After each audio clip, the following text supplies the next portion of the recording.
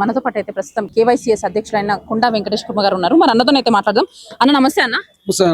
అన్న అసలు ఈ రోజు సమావేశాన్ని ఇంత హుట్టిగా ఏర్పాటు చేయాల్సిన అవసరం ఏముందన్న? అసలు గత మా కుర్మా యువ చైతన్య సమితి డిమాండ్ ఏంటంటే కుర్మా కార్పొరేషన్ ఏర్పాటు కావాలని కొట్లాడుతున్నాం. అదే దిశగా మన గవర్నమెంట్ ఒక 2 నెలల క్రితం కుర్మా కార్పొరేషన్ అనౌన్స్ చేసింది. కానీ ఎక్కడ కానీ జీవో కాపీ కానీ ఎక్కడ రిలీజ్ కాలేదు. దానికే మా కుర్మా యువ చైతన్యం స్పందించి అసలు ఏంది ఓన్లీ చెప్పడమేనా, కాగితాలకే పరిమితం కాకూడదు అన్న ఉద్దేశంతో ఈ రోజు ఈ ప్రెస్ మీట్ మా యొక్క కుర్మల డిమాండ్గా, కుర్మా యువ చైతన్య సమితి డిమాండ్గా మేము ఈ ప్రెస్ మీట్ పెట్టి మా యొక్క డిమాండ్ని ప్రభుత్వం దృష్టికి తీసుకుపోవాలని మేము చెప్పడం జరిగింది. అంటే ఈ కుర్మ సంఘాలని కొన్ని విధాలుగా ఉన్నాయి. అంటే ఇప్పుడు కేవైసీఎస్ అని కొంతమంది కుర్మ సంఘాలని, కొంతమంది మళ్ళీ బిర్లా, కొంతమంది అక్కడక్కడ కుర్మలోనే ఇచ్చుకోబోతుంది సమాజం ఇట్లా మొత్తం ఇళ్ళని. అట్లాంటి టైంలో మళ్ళీ ఇప్పుడు కుర్మ కార్పొరేషన్ పెడితే ఒక విధిగా అందరు వస్తారా? ప్రజలందరూ ఏకమవుతారా? కుర్మలందరూ కలిసి ప్రజలందరూ కులస్తులందరూ ఏకం కావాల్సిందే. ఇవాళ కాకపోయినా రేపు ఏకమవుతారు. ఎందుకంటే ఈ కుర్మ కార్పొరేషన్ అనేది ఏర్పడితే అందరికీ, అంటే యువతకు ఉపాధి కల్పించడం, ఒక స్కిల్ డెవలప్మెంట్ కోర్సులు కానీ అలాంటివి పెడితే కుర్మ కార్పొరేషన్ ఏర్పడితేనే కానీ ఇలాంటి మన జీవన విధానం మారదు అని చెప్పి మన కుర్మ కుల సంఘం రావాల్సిందే.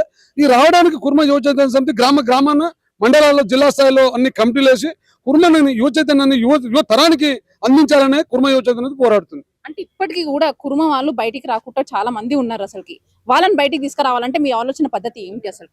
అందుకనే మేము కుర్మ యువ చైతన్యం పుట్టిందే కుర్మ సంఘంలో ఉన్న అవకతవకలకు అనుగుణంగా కుర్మల్లో చైతన్యం తీసుకురావాలని పోరాడుతుంది.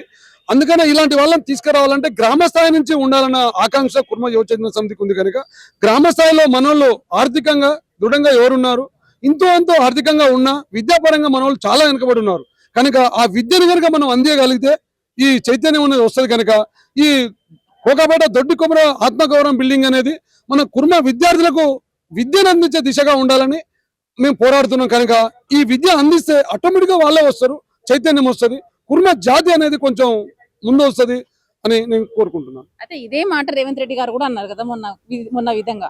ఎలా అంటే కుర్మ వాళ్ళల్లో విద్యా రంగంలో ఉన్న యువత చాలా తక్కువగా ఉంది అని అంటున్నారు. మరి అది ఎంతవరకు వాస్తవం అంటారు? అసలుకి వాస్తవానికి నేను చెప్పడం కాదు, గవర్నమెంట్ ప్రణాళిక ప్రకారమే ఎంతో ఆర్థికంగా ఉన్నారు కానీ విద్యాపరంగా లేరని గవర్నమెంట్ చెప్తుంది. అది కుర్మ సమాజానికి కూడా తెలుసు.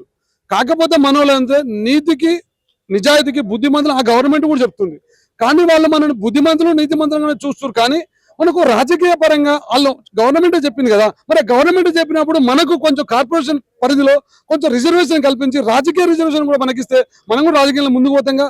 గవర్నమెంట్ మనం అదేందుకు చేయట్లేదు? అంటే రాజకీయంగా కూడా మనకు కొంచెం చైతన్యం కావాలంటే మనకు రాజకీయ రిజర్వేషన్ కూడా కావాలి. అంటే ఇది తెలిసినప్పుడు అది కూడా తెలుస్తుంది కదా, మరి అది కూడా పెట్టచ్చుగా గవర్నమెంట్. మేము గవర్నమెంట్ కూడా డిమాండ్ చేస్తాం ఒక రకంగా, మాకు రాజకీయ రిజర్వేషన్ అనేది మనకు కావాలి. మేము రాజకీయంగా వెనకబడి ఉన్నాం, విద్యాపరంగా మేము రావాలని మా కుర్మ యువజన సమితి పోరాడుతూనే ఉంది. దానికి తదనుగుణంగా కార్యాచరణ చేస్తూనే ఉంది. అయితే కేవైసీఎస్ తరఫున మీ ముఖ్య డిమాండ్స్ ఏంటి అసలు? కేవైసీఎస్ పుట్టినప్పటి నుంచి, కేవైసీఎస్ స్థాపించినప్పటి నుంచి ముఖ్యంగా మేము కుర్మ కార్పొరేషన్ అనేది ఏర్పాటు చేయాలి.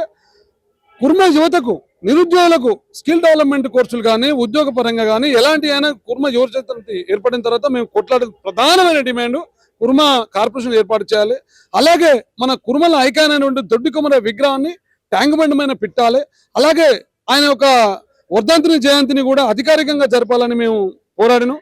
ఆ అధికారికంగా జరుగుతుంది. కానీ కుర్మ ఎంతో మంది మహానుభావులు, ఎంతో మంది మన స్టేట్ గానోళ్ళు కూడా అదే ట్యాంక్ బండ్ విగ్రహాలు పెట్టారు. కానీ మనం గవర్నమెంట్ కు మన కుర్మ జాతి కనబడలేదా? 30 లక్షల పై చనుకున్న మన కుర్మ జాతిని గౌరవిస్తలేరంటే ఫ్యూచర్ లో ఈ విగ్రహం కనుక మనం ఇప్పుడు డెడ్ లైన్ ఇచ్చాము, ఆ డెడ్ లైన్ లోపు కనుక పెట్టకపోతే మేము కూడా అన్ని రకాలుగా ప్రభుత్వాన్ని ఒత్తిడి తీసుకొచ్చి కుర్మల ఉనికిని మేము చాటి చెప్తామని ఈ సభాముఖంగా ప్రెస్ మీట్ సమక్షంలో కూడా మేము చెప్పాం. కనుక దానికి కట్టుబడి మా కుర్మ యువత పనిచేస్తుంది.